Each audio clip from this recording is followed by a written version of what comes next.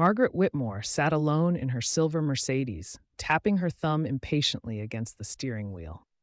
The air conditioner hummed, barely keeping the Kentucky heat at bay. Retired and wealthy from a life in finance, Margaret was used to things working in her favor. But that day, she found herself stranded with a flat tire, far from the comforts of her pristine mansion on the outskirts of town. After a few unsuccessful attempts to call for roadside assistance, she sighed and resigned herself to the fact that she would have to wait. Just as frustration began to bubble up, she saw a figure walking toward her down the road. A young boy, maybe 13 or 14, wearing a faded t-shirt and worn-out sneakers, approached with a determined expression. Margaret watched as the boy's eyes narrowed, examining the car before giving her a polite but confident nod. "Got a flat, ma'am?" the boy asked, his voice steady. Yes, I do," Margaret replied, feeling a strange mix of relief and unease. "I was hoping for some help, but my phone has no signal out here." The boy gave a little smile. "I can help with that," he said, kneeling beside the tire without hesitation. "My grandpa taught me how to change a tire last summer. Do you have a spare?" Margaret gestured to the trunk, watching as the boy opened it and pulled out the necessary tools. He worked swiftly, his hands moving with a quiet confidence beyond his years.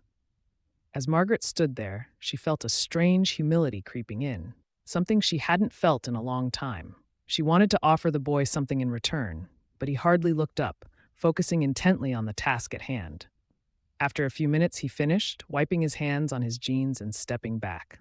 "All done," he said simply, offering a small, satisfied smile. Margaret reached into her designer handbag and pulled out a few bills, holding them out to the boy. "Here, take this. I really appreciate your help." But the boy took a step back, raising his hand politely. "Thank you, ma'am, but I don't need anything. Just happy to help."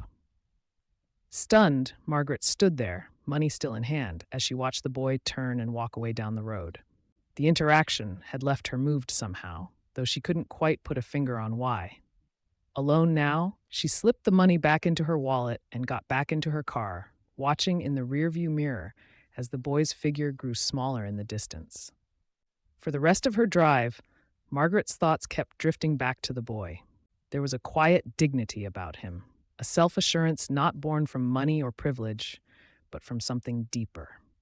That evening, Margaret sat in the leather armchair of her study, surrounded by shelves of books she rarely opened. The room was quiet, save for the soft ticking of the grandfather clock in the corner. Her dinner, a perfectly prepared steak and asparagus, sat untouched on the side table. She couldn't stop thinking about the boy. Margaret had encountered thousands of people in her lifetime: business partners, employees, investors. Most interactions revolved around negotiations, favors, and deals. There was always an exchange, a price, or an expectation. But this boy, this stranger, had helped her for no reason other than kindness. She leaned back, sipping her scotch, the memory of the boy's confident smile replaying in her mind. He didn't look like someone who had much, Margaret thought. The worn shoes, the faded clothes, the dust on his hands, it all told a story. And yet, he carried himself with a kind of integrity that seemed so rare these days. The next morning, Margaret couldn't resist the urge to find the boy. She didn't know why, but something inside her felt unfinished.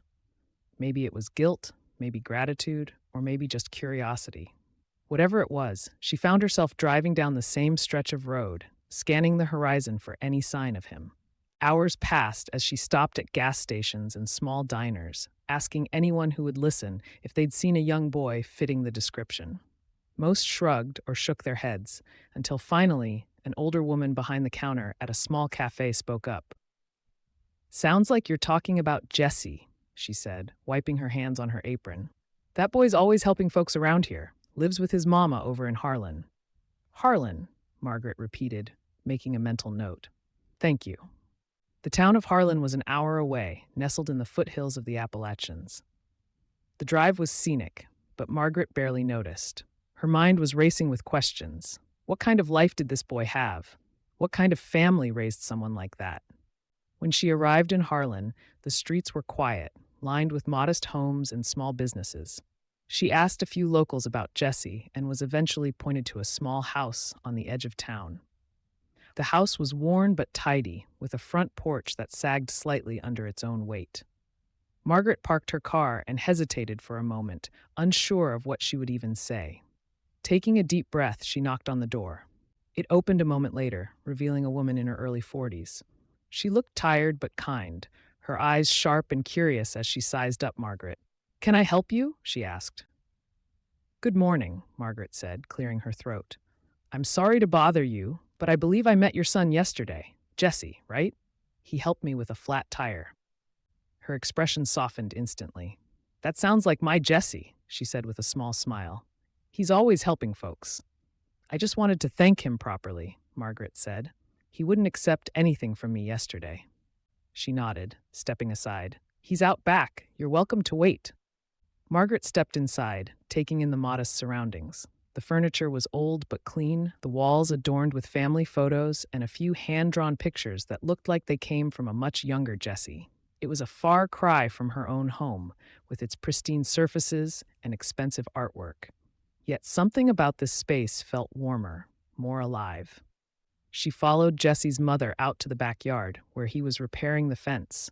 The boy looked up, surprised to see her. "Hey, ma'am," Jesse said, wiping his hands on his jeans. "What are you doing here?"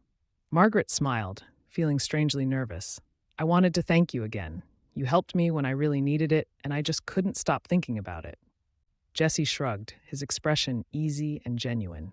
It wasn't a big deal, but to Margaret it was, and she was determined to show it.